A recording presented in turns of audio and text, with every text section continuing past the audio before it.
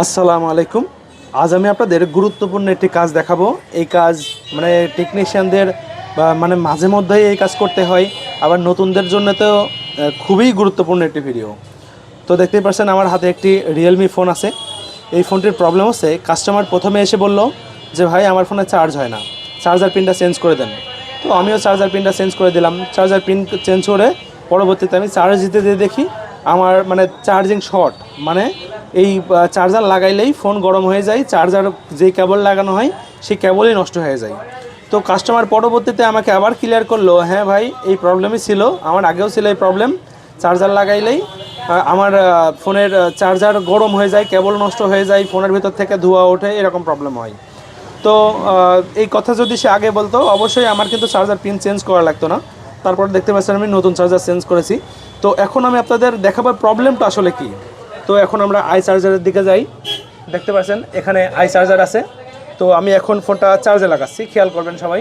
দেখতে পাচ্ছেন মাদারবোর্ডের সাথে কিন্তু আমার রিবনের কানেকশন আছে, ব্যাটারি আছে, এখন এখানেও কি রিবন কানেকশন আছে, লজিক বোর্ড আছে। আমি জাস্ট চার্জ দিলাম। চার্জ দেওয়ার সাথে সাথে দেখবেন এখানকার আলো কিন্তু অফ হয়ে যাবে।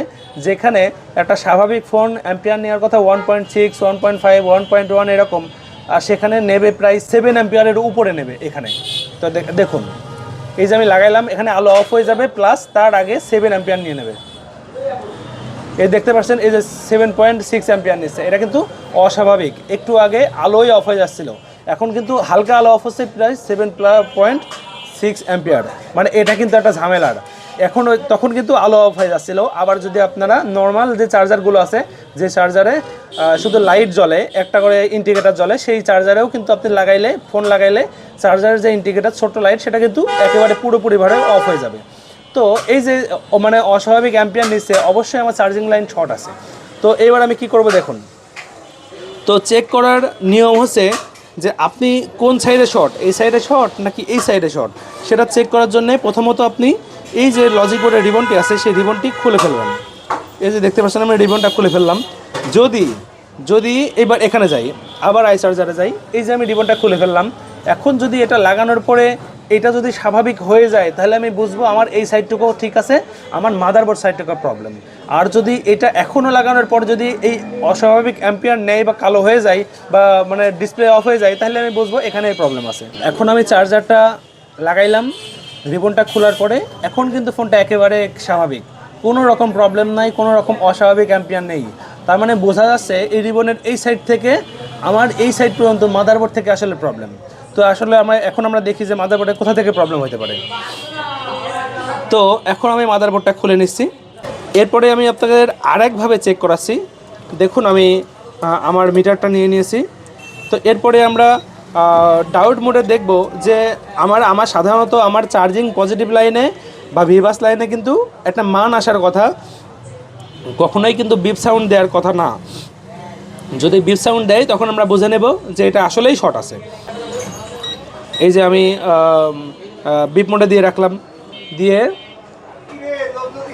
বিপ মোডে দিয়ে এখন আমি এই যে এখানে টাচ করলাম, দেখুন বিপ দিচ্ছে, তার 100% এটা শর্ট আছে। এবার এটা হচ্ছে এমনি গ্রাউন্ড লাইন, এখানে তো শর্ট দেখাবে, এখানে তো গ্রাউন্ড লাইন, তাই ওখানে বিপ দিচ্ছে, কিন্তু পজিটিভে কিন্তু বিপ দেওয়ার কথা ছিল না, তারপরেও কিন্তু বিপ দিচ্ছে। তো এখন আমরা কি করতে পারি, এখন আমরা বর্নিওতে চলে যাব। দেখুন এটা হচ্ছে রিয়েলমি C33 ফোন।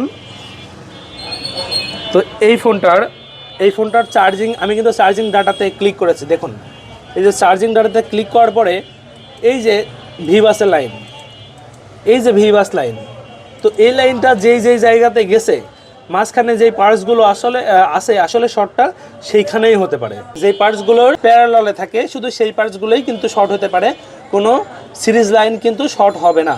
শুধু এই যেমন ধরেন যে কোনো আইসির মধ্যে কিন্তু গ্রাউন্ড থাকে, তারপরে যেই ক্যাপাসিটারগুলোর মধ্যে কিন্তু গ্রাউন্ড থাকে, এক সাইড গ্রাউন্ড থাকে, এক সাইড কিন্তু পজিটিভ থাকে, সেক্ষেত্রে এগুলো কিন্তু শর্ট হতে পারে।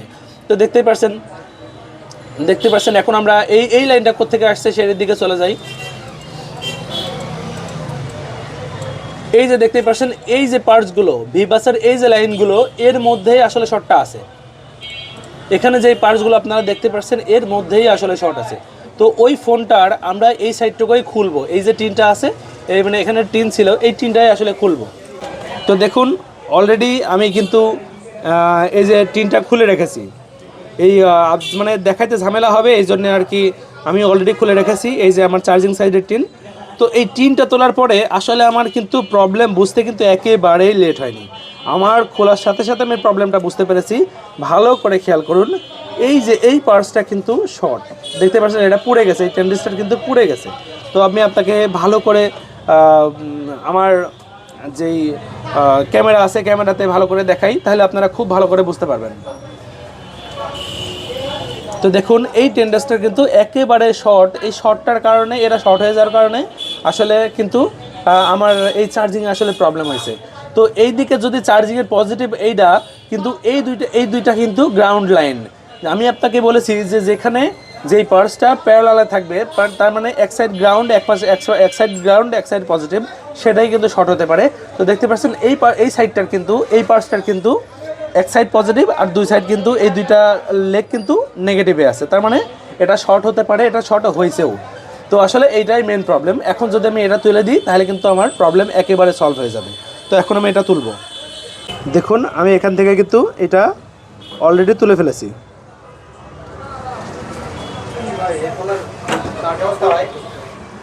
কথা বলতো, এখান থেকেই কিন্তু আমি এই পার্সটা কিন্তু একেবারে তুলে ফেলেছি। এখন আমি ফোনটা চেক করে দেখবো যে আমার ফোনটা ক্লিয়ার হয়েছে কিনা।